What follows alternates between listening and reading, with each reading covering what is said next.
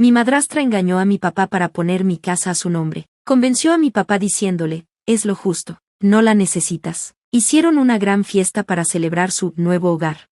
Llegué sin invitación y sonreí. Qué curioso, dije, porque acabo de venderla. Tienen un mes para mudarse.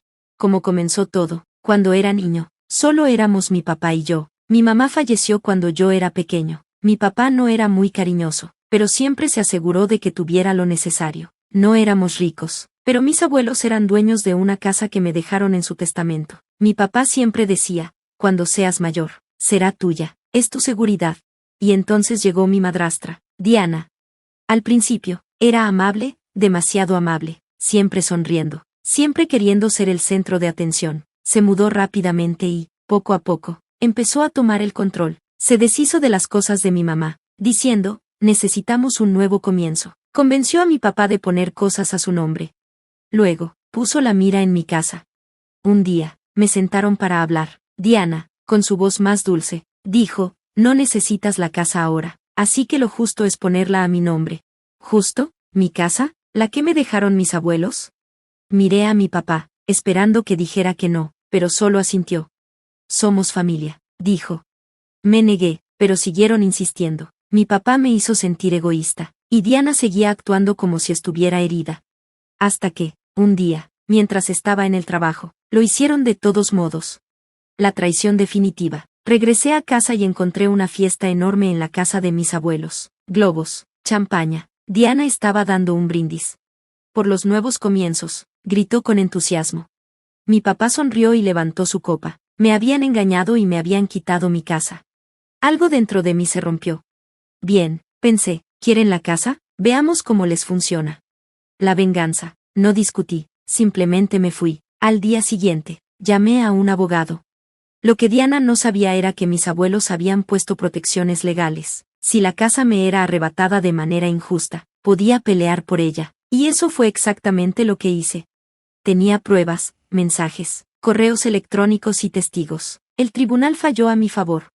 No solo recuperé mi casa, sino que mi papá y Diana tuvieron que pagar todos mis gastos legales.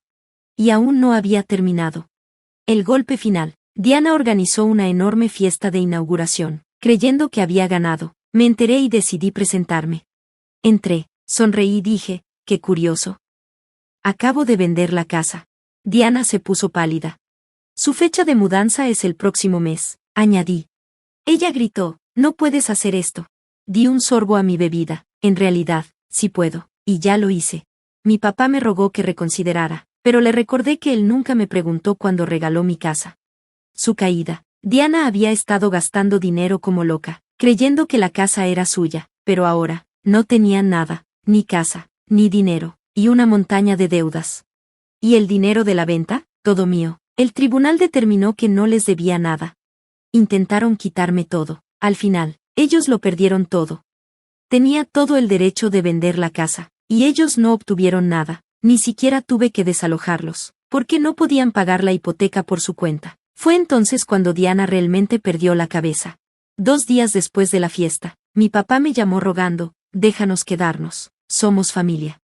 No respondí de inmediato. ¿Familia? ¿Los mismos que intentaron engañarme para quitarme mi herencia? ¿Los que celebraron haberse adueñado de lo que era mío? Le respondí, tú tomaste tu decisión, ahora vívela, y colgué. Pero Diana no había terminado. Empezó a llamar a mi trabajo, mintiendo sobre mí, diciendo que yo era inestable y que había robado dinero de mi papá. Pero uno de mis compañeros había estado en la fiesta y sabía la verdad. En lugar de perder mi empleo, me dieron un aumento. Entonces, Diana intentó otra cosa. Un mes antes de que tuvieran que irse, me demandó. Alegó que merecía una parte de la venta de la casa porque la había mejorado. Argumentó que la casa valía más gracias a ella y que le correspondía la mitad de las ganancias. Casi me reí. Presenté recibos en la corte demostrando que la casa estaba exactamente igual que antes de que ella llegara. El juez desestimó su caso de inmediato.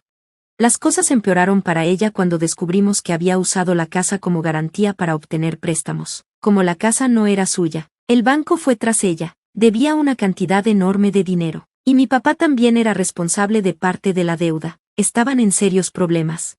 Pero Diana no se rendía. Una semana antes de su fecha límite para mudarse, recibí un mensaje de mi papá. Diana está planeando algo, ten cuidado. Al día siguiente, me llamó el nuevo dueño de la casa. Habían atrapado a Diana entrando a la fuerza y destrozándolo todo. Me apresuré a ir allí y, cuando llegué, la casa estaba completamente destruida. Los muebles estaban volteados, las paredes rajadas y los gabinetes arrancados. La policía estaba ahí, y Diana gritaba, asegurando que la casa era suya. No le creyeron, presenté cargos. Mientras la arrestaban, las cosas se pusieron aún peor para ella. El banco descubrió los préstamos fraudulentos y congeló sus cuentas. Estaba ahogada en deudas por préstamos falsos y ahora querían que devolviera el dinero. Entonces hizo algo todavía más loco, un testamento falso.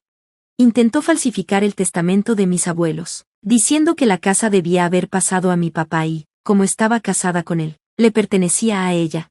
La falsificación era tan mala que el juez se rió en su cara. Diana fue acusada de fraude y falsificación de documentos. Cuando pensé que ya no podía caer más bajo, mi papá finalmente tuvo suficiente. Me envió un mensaje: me voy a divorciar de ella. Debí haberte escuchado. Por favor, háblame. Después de todo, por fin había terminado con ella.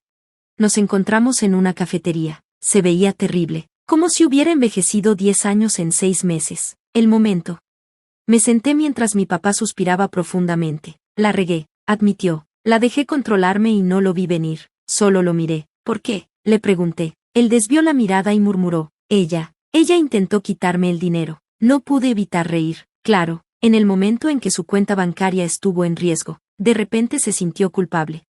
Vació nuestros ahorros. Continuó. Incluso sacó tarjetas de crédito a mi nombre. Me enteré demasiado tarde. Diana tenía sus garras profundamente metidas. Y ahora ella lo deja. Está pidiendo el divorcio, añadió, intentando quedarse con la mitad de lo que me quedaba. ¿La ironía? Él no tenía nada. Su crédito estaba arruinado y se estaba ahogando en deudas debido a los engaños de Diana. Estaba completamente arruinado, y yo no sentía ninguna lástima. Diana intenta huir. Pensé que eso era el final, pero Diana no había terminado. Se escapó de la ciudad y desapareció. Se suponía que debía presentarse en la corte por los cargos de fraude, pero nunca lo hizo. Ni el banco ni mi papá pudieron encontrarla. Al principio, pensé que era lo mejor, hasta que leí un artículo de noticias. Una mujer que se parecía a Diana había sido atrapada tratando de abrir una cuenta bancaria usando una identidad falsa en otro estado. Cuando la policía registró sus cosas, encontraron tarjetas de crédito robadas, documentos falsificados y más de $155,000 en efectivo. Se había fugado con cada centavo que pudo robar, y ahora enfrentaba tiempo en prisión. Las consecuencias. La última vez que vi a mi papá, era un hombre destruido. La casa ya no estaba, su esposa ya no estaba, y todo su dinero se había ido, todo lo que había sacrificado por ella se había perdido. Y yo, me fui libre de deudas y financieramente estable, con cada centavo de la venta de la casa en mi cuenta. ¿Y Diana? Bueno, el naranja de la prisión claramente no le quedaba bien.